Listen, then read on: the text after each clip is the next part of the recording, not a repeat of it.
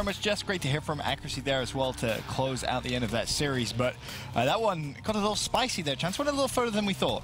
Every single series for TK is going to go to Game 5. It's just the way it goes. Like with the exception of Vitality, I think like genuinely that might be a thing that happens. Like it's like the two times we've seen TK fall, it was Optic shuts them down 3-1. You don't have to play the Game 5. The only team to beat them in the Game 5 is Rise. TJ Haley is nasty at search and destroy. Like that's what it takes. I think eRa, we saw from Game 2, they have the makings of the potential to beat TK should it come to Game 5, but obviously that didn't happen. The game number 1, though, obviously was a pretty good one. Yeah, it was a great one, and I think eRa may go back and watch the VOD, Phil, and well, they're going to be kicking themselves after that. Yeah, they'll be really frustrated, especially seeing themselves and how they played in map number 1. I think they'll know themselves they could have ended this series in 4. Again, you've got to be frustrated, especially with the position that eRa are in. You know, they're right at the bottom. They're fighting for maybe, I mean, these playoffs too much for them right now. Are they just kind of thinking, let's get out of relegation? For me, that's how it looks. I will say one thing is the London Docks that they kind of let slip at that point. You just saw the crossover when it went from maybe, you know, up by 80 to, you know, up by 10. You saw what TK were doing. You could see it coming. The streak started to come in, and it was that moment again where you just think, TK have done it again. They've, you know, maybe had a bit of a rough, you know, second quarter, third quarter, but they always turn up in the end. Slow start to a degree, I think was part of the problem for TK for this map, but I think it's just the way that Docks plays out sometimes. Like winning the rotation from first hill to second, not that difficult. eRa pulls that off twice, but winning from second to third, incredibly difficult. And then TK, they scored a ridiculous amount of time on that tin hill, or on the Docks warehouse hill, whatever you want to call it. They got 120 seconds, like every second that they possibly could. And then I think eRa once, they won the rotation from third hill to fourth hill, which you got about a 50-50 shot of pulling it off, but they don't do it the second time around. So TK obviously does a fantastic job on the third hill, and then at some point they're just going to win a rotation from third to fourth, and there you go, 111 to nothing. That's what was keeping TK just in the game. eRa outside of that was on point with their rotations, but at a certain point it's just TK's either going to get the rotation over to Crane or they're going to beat you to barrels. If they pull that off once, if you're getting nearly 120 seconds on just one hill, they should be able to win the game. So eRa, I don't want to say it was a hot start that even made it close for them. It was just they played it incredibly well, and TK just kind of beat them. Phil, obviously, you mentioned, you know, is eRa even playing for playoffs? Well, you had to think if they wanted a good chance, they had to beat TK and potentially even up the game today. Yeah, they had to pull off a miracle for the whole of the, you know, their 2 weeks here. Starting off against TK, it's very tough. They've obviously got another game, I believe, today. I think I don't know if it's Optic or I remember looking at it and thinking this is just not how you want to start. You know, you look at Echo Fox, and they had that game against Vitality to really just kick them into gear. It's going to give them that hunger, and it's going to give them the belief that they can do this. And I think you look at eRa, and you know, after today, we could be we more than likely will be saying, you know, playoffs is out of reach. They've just got to fight for to not be in relegation, but it's going to be tough. Then we went into the search and destroy, and you know, as pointed out by the cast at this point, this is the game where you should be seeing eRa really kind of shine. And Chance, you know, you're a pretty smart guy. You had some good insight here in map 2.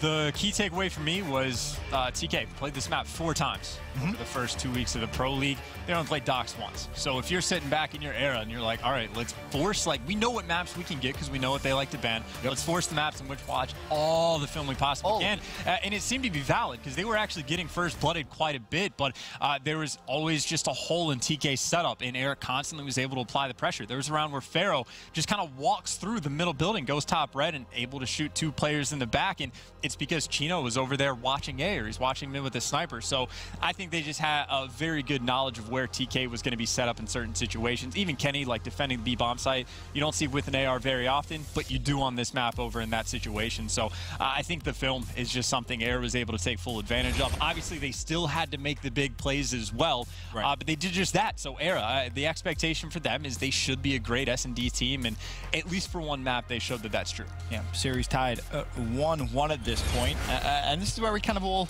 looked at each other and said, okay, all right, how is this series going to potentially play out? And then, of course, Phil, we go over to the CTF, and, well, things get even more interesting. Yeah, and this is where you really kind of start to think, can eRa close this out, especially with the way that map 1 went. You go into the CTF, again, you know, we saw so much in Division B of the likes of Arden Forest, and this was by far the least played of Flak, but we see it come out straight away here, and again, TK, they were being outslayed. They weren't necessarily always down at the point, but they were kind of maintaining. And this is where I think, you know, streaks really played a vital part. I think Jack kind of said, sometimes they were used poorly. I think the one thing I will say is sometimes the streaks aren't necessarily used to always make the kills. It's more to kind of give you the positioning. Yes, they could have been used better. They could have been used a lot worse. I will say, eRa from the initial 2 weeks, I think the streaks have been a little bit better. But it's very early to say that, Ben. So good to see, obviously, them turning up in CTF and the Hardpoint. But we do see them take the map, and it does make the series very interesting. On the point of the streaks, I agree. I think they've been solid, albeit just one series. But this is a map. They ran it back, TK, when they played it last time on Flak Tower against eRa, beat them 2-1. This time, eRa just played it a little bit better. And that's what I like about this squad, though, is that you see that they do have the individual talent. Like, Decimate, Bevels, and Pharaoh in that game 1 were nasty. Pharaoh and Decimate, again, in that game 3 were absolutely nasty. Like, the individual talent is absolutely there. The question is, when is the teamwork finally come into full effect? But they've shown a lot of glimmers of light, even if the Game 5 didn't go their way. If you're losing Game 5 to TK, it's everyone has done it, so it's not a big deal. Very true. Of course, at that point, eRa 2-1 up. We then head over to Game 4, Hardpoint. Chatsby, you at all worried here that maybe eRa we're going to steal this away from TK? No? Not in the slightest. I mean, from the pick and bans, you just know it. eRa, I think this is their best Hardpoint map. It does make a difference. TK is going to be better. I think the exception, maybe Rise, if they play better, can take down TK on this map, but they got beat pretty handily. Maybe LG can do it, but you should just kind of auto-ban this map against TK. There isn't really a great reason not to, but TK were 9-3 in Hardpoint. eRa was just worse. I have no idea. So the pick and bans, I don't think were great. I also don't think they really mattered. I think as soon as they win that Game 3, we're just going to see a Game number 5 after that. And when you see Game 5, you usually know how it ends. The one thing I will say, and touching on what Chan said as well, very hard to pick a hard point when eRa against TK. It's always going to be very difficult. This, I think, was eRa's best, individual map, but you're playing a team which is spectacular at it, who kind of have mastered it, and this was, I don't want to use the word embarrassing. It wasn't embarrassing. It was just, it was just one team showing how it should be done, and they were significantly better. It's as simple as that. Sometimes you can't sugarcoat it any other way. TK, great Hardpoint Forest team. And shout-outs to Theory. 1.44 KD. You don't see that very often from him. And if he is shredding, that is amazing signs for TK with the most time on the hill. Like, Theory was Mr. Do-It-All on that map. He led the way for them to 100-point club the opposition. So you got to give credit. He's always the guy that does the dirty work, that doesn't get a lot of limelight. He was on point that game, and he was also on point for game number 5. Most definitely was. You speak about that Game 5, the momentum definitely carried through. And, of course, it was TK all day in the series. But another Game 5 where I'm sure the TK fans out there were left biting their nails, Phil. But doesn't matter. When all is said and done, TK walk away with the W. Yeah, they do, and they do it in a way as well, which didn't, obviously, I'm not swayed either side, but you're just not nervous. I didn't watch this S&D and ever was nervous for them. When I watched the St. Marie, I was like, oh, okay, like, St. Marie, I think eRa can really take control of. I felt when TK just directed everything down low to the docks, they were always in the better position. They were always the one, having a better angle, or the one that just to kind of put them one step ahead.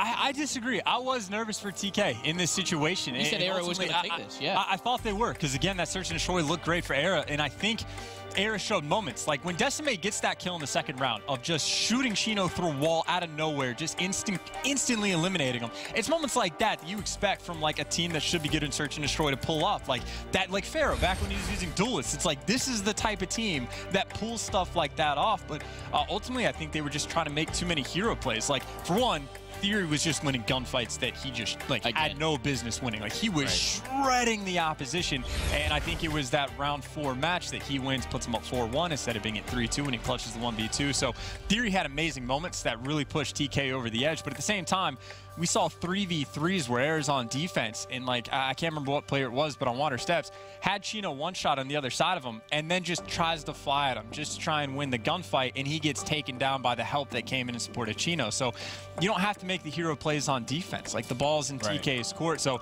I think eRa maybe a little bit too much confidence in the S&D. Maybe they didn't have as much to game plan over for Docs, but they got a little bit too ahead of themselves, and TK just absolutely shut them down. Well, congratulations to TK. They clutch up in a Game 5.